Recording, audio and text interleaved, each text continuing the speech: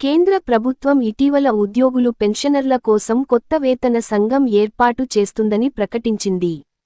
అయితే ఈ కొత్త చట్టం ప్రకారం 1వ తేదీ జనవరి 2026 కంటే ముందు రిటైర్ అయిన పెన్షనర్లకు వేతన సంఘం సిఫారసులు వర్తించవని, కేవలం 1వ తేదీ జనవరి 2026 తర్వాత రిటైర్ అయ్యే వారికే ఇవి వర్తిస్తాయని స్పష్టమైంది. ఈ చట్టం సుప్రీంకోర్టు డి.ఎస్. నకారా కేసులో ఇచ్చిన తీర్పుకు విరుద్ధంగా ఉందని all India state pensioners federation ఆరోపిస్తోంది. రాష్ట్ర ప్రభుత్వాలు కూడా కేంద్రం బాటనే అనుసరించే ప్రమాదం ఉందని, పెన్షనర్లకు న్యాయం అందే అవకాశాలు తగ్గిపోతాయని తీవ్ర ఆందోళన వ్యక్తం చేశారు. పెన్షనర్ల హక్కుల కోసం all India state pensioners federation దేశవ్యాప్తంగా ఉద్యమానికి పిలుపునిచ్చింది. ఇందులో భాగంగా సోమవారం రోజున దేశవ్యాప్తంగా అన్ని జిల్లాల కలెక్టర్లకు ప్రధానమంత్రి దృష్టికి పంపబడే బృహత్తర విజ్ఞాపన పత్రం అందజేయాలని నిర్ణయించారు. ఈ కార్యక్రమంలో భాగంగా సంగారెడ్డి పట్టణంలోని జిల్లా కలెక్టరేట్ వద్ద జిల్లా పెన్షనర్లు సమావేశం అయ్యారు. ప్రభుత్వ ఉద్యోగుల పెన్షనర్ల సంఘం రాష్ట్ర నాయకులు చిలువెరి చంద్రశేఖర్ నేతృత్వంలో కలెక్టరేట్ వరకు ర్యాలీ నిర్వహించారు. అనంతరం జిల్లా కలెక్టర్ ద్వారా ప్రధాన మంత్రికి పంపే వినతిపత్రాన్ని జిల్లా కలెక్టర్ ప్రావీణ్యకు అందజేశారు. ఈ సందర్భంగా చిలువెరి చంద్రశేఖర్ మాట్లాడుతూ, పెన్షనర్లను పాత, కొత్త అని విభజించి న్యాయాన్ని ఉల్లంఘించే చట్టాన్ని ఉపసంహరించాలంటూ ప్రధానమంత్రికి విజ్ఞాపన పత్రాన్ని పంపడం జరిగిందన్నారు. సమస్యపై అవగాహన కల్పించేందుకు కరపత్రాలు విడుదల చేసి, సమావేశాలు నిర్వహించడం జరుగుతుందని అన్నారు. పెన్షనర్ల సమస్యలు మీడియా ద్వారా ప్రజలకు తెలియజేయడం జరుగుతుందని చెప్పారు. ఈ చట్టం వలన పెన్షన్లు పెంచే అవకాశం లేకుండా పోయే ప్రమాదం ఉందని, పెన్షనర్లు ఆర్థికంగా మరింత కష్టాలకు గురయ్యే అవకాశం ఉందని తెలిపారు. వృద్ధాప్యంలో సహజంగా వచ్చే ఆరోగ్య సమస్యలతో ఈ పరిస్థితి మరింత క్లిష్టంగా మారుతుందని చంద్రశేఖర్ అన్నారు. బృహత్తర విజ్ఞాపన పత్రం కార్యక్రమం విజయవంతం చేస్తూ, పెన్షనర్ల హక్కులను రక్షించడంలో ప్రతి ఒక్కరూ భాగస్వాములు అవ్వాలని ఫెడరేషన్ కోరింది. ఈ కార్యక్రమంలో జిల్లా నలుమూలల నుండి పెద్ద సంఖ్యలో పెన్షనర్లు పాల్గొన్నారు. ఏం జరిగిందంటే, మొన్న పార్లమెంట్లో మార్చిలో ఆమోదింపబడినటువంటి బడ్జెట్ సమావేశాలతో పాటు ఎవ్వరికి తెలియకుండా దాంట్లో చొప్పించి ఒక యాక్ట్ని పాస్ చేసినప్పుడు వర్కలందరూ చెప్పినారు. మీకు కూడా కొంత అవగాహన కలిగే ఉంటుంది. దాంట్లో ఉన్నటువంటి ఉద్దేశం ఏంటంటే 2026 నాడు సెంట్రల్ గవర్నమెంట్ వాళ్లకు 8th PRC అమలు కావాల్సి ఉన్నది. 8th PRCని ఏర్పాటు చేస్తామని ఢిల్లీ ఎలక్షన్ల కంటే ముందు ప్రధాని అనౌన్స్మెంట్ చేసిండు. కానీ ఇంకా కమిషన్ కూడా ఏర్పాటు కాలేదు, అది ఇంకా నిర్ణయం కూడా కాలేదు. కానీ అంతకంటే ముందే వీళ్ళు ఒక చట్టం ఏం చేసిందంటే 1126 తర్వాత రిటైర్ అయిన వాళ్లకు, అంతకంటే ముందు రిటైర్ అయిన వాళ్లకు కన్సాలిడేషన్ ఆఫ్ పే, అంటే మీకు అందరూ అర్థమై ఉండాలి. కన్సాలిడేషన్ అంటే సర్వీస్లో ఉన్నప్పుడు పే ఫిక్సేషన్, PRC ఫిక్సేషన్ అంటాం. మనం రిటైర్ అయిన తర్వాత PRC ఫిక్సేషన్ అనం, దాన్ని కన్సాలిడేషన్ అంటాం. అంటే మనకు బేసిక్ పెన్షన్తో పాటు ఆ డేట్ నాట్ ఉన్న DAని మర్జ్ చేసి దాంట్లో ఇంకా నెక్స్ట్ హైయర్ ఇంక్రిమెంట్ కానీ లేకుంటే ఇంకేం రాదు, ఫిట్మెంట్ కలిపి తర్వాత DA కలిపి రూపాయి వస్తే రూపాయి, 10 రూపాయలు వస్తే 10 రూపాయలు, 39,476 అంటే అక్కడికే బేసిక్ ఫిట్ అవుతుంది. దాన్ని కన్సాలిడేషన్ అంటారు.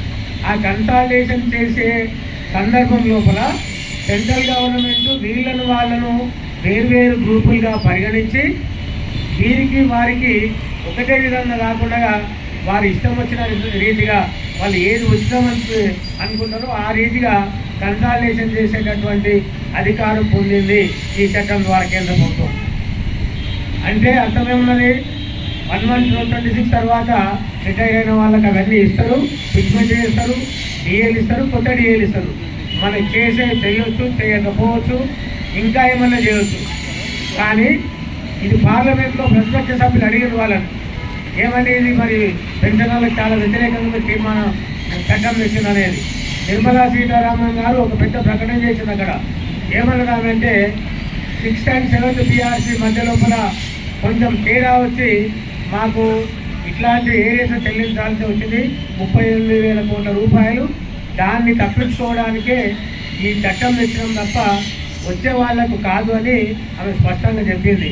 కానీ చట్టంలో మాత్రం అందరికీ క్లియర్గా ఉన్నది 26 తర్వాత వాళ్ళకు 26 కంటే ముందు ఉన్నటువంటి వాళ్ళను విభజిస్తాము, వాళ్ళకి ఎట్లియాలను వీళ్ళకి ఎట్లియాలను అధికారం మాకే అనేది వాళ్ళు చట్టం తీసుకున్నారు. మెడ మీద కట్టయితే పెట్టినాం కానీ నరకము ఒట్టే పెడతాం అట్లనే అనే రకంగా వాళ్ళు చెప్తా ఉన్నారు. అదేవిధంగా మరి శివగోపాల్ మిశ్రా అని చెప్పిన మేము ఢిల్లీలో మన ఈసీ మీటింగ్ అయినారు, ఇదే పెద్ద అంశంలో అక్కడ చర్చనీయాంశంగా మారింది. ఆయనను పిలిస్తే ఆయన పెన్షన్ సెక్రటేరియట్ అంటే సెంట్రల్ గవర్నమెంట్ మనం అన్నది ఒప్పుకోవాల్సిందే. ఎన్నికలు వచ్చినాక కొంచెం వాళ్ళు దూరం ఉన్న ఎన్నికల తర్వాత దగ్గర రావాల్సిందే. కాబట్టి ఇప్పటి నుంచి మనం తప్పకుండా పోరాటాన్ని ప్రారంభించాలి. ఇది మొదటి మెట్టు మాత్రమే. నెక్స్ట్ ఇంకా కొన్ని మెట్లు కూడా ఉన్నాయి. మానవహారం అనేది రాష్ట్ర స్థాయి లోపల, జిల్లా స్థాయి లోపల, అదేవిధంగా రాష్ట్ర స్థాయి లోపల ఒక పెద్ద పెన్షనర్ల మీటింగు, అదేవిధంగా లాస్ట్కు ఢిల్లీ జంతర్ మంతర్ దగ్గర ఒక నెల పాటు రిలే అంగర్స్తాయి. ఒక్కొక్క రాష్ట్రం ఒక్కొక్క రోజు, మనమంతా కూడా ఒక రోజు వస్తుంది. ఆనాడు మనమందరం కూడా మరి ఒకసారి ఢిల్లీ చూసి వచ్చినట్టు అవుతుంది, మరి ఉద్యమంలో పాల్గొన్నట్టు అవుతుంది. ఒకసారి ప్రభుత్వాన్ని హెచ్చరించి తప్పకుండా నాకు తెలిసి తప్పకుండా ఈ ప్రభుత్వం దిగి వస్తుంది.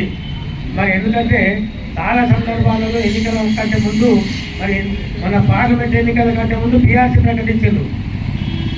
తర్వాత ఇన్కమ్ ట్యాక్స్ కూడా మనకి తగ్గించారు. మీరు బాగా గుర్తున్నదో లేదో, 7.5 లక్షలకే మనకి ట్యాక్స్ పడకుండా ఉండే పార్లమెంట్ ఎన్నికల కంటే ముందు 12,70,000 దాకా ట్యాక్స్ పడకుండా చేశారు.